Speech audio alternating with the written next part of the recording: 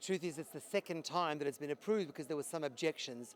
The truth is, I'm not really sure why there's such a big fuss. I mean, there've been building approvals for Arabs in the area. Of course, there's a lot of illegal Arab building there anyway, but Arabs get approval all the time. So I'm not sure why it's such a big deal that suddenly one Jewish organization, which actually is the Sanctified Hekdesh, it's a sanctified property of the Yemenite community that used to live there before it was even Silwan.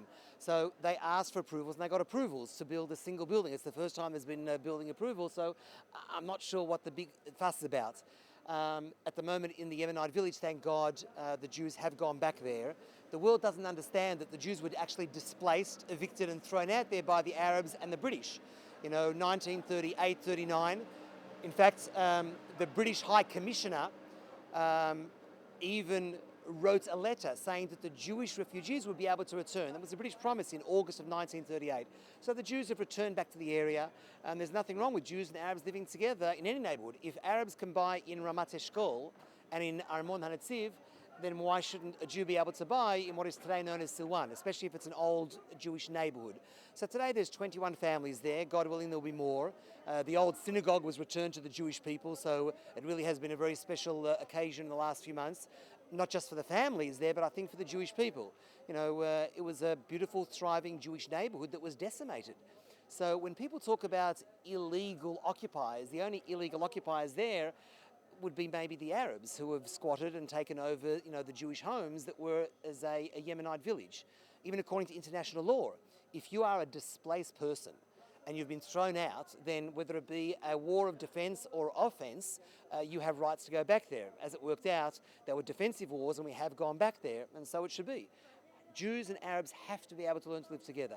The problem, of course, is when you have such Arab propaganda, you have Arab incitement and terror, you educate kids where to stab, how to make a Molotov cocktail, to be a suicide bomber, creating town squares named after terrorists, glorifying martyrs. You don't even give a chance for the young Arab kids to grow up even possibly to live in peace and coexistence. So we're facing a very difficult task to try and live in coexistence, but only by showing strength and conviction can that happen.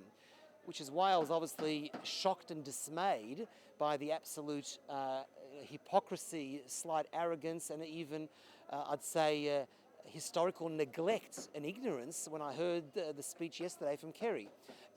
Yes, he mentioned about Arab terror and incitement, but friends of Israel shouldn't be putting friends in positions of danger.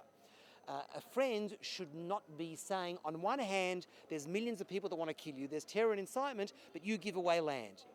Why should any country give away their own homelands? We aren't illegal occupiers. You can't be an illegal occupier, as he keeps on throwing out, of your own homeland.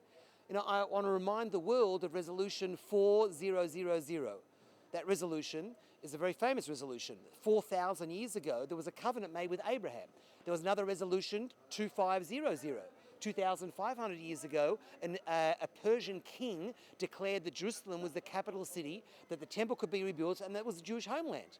I remind people of Resolution 100.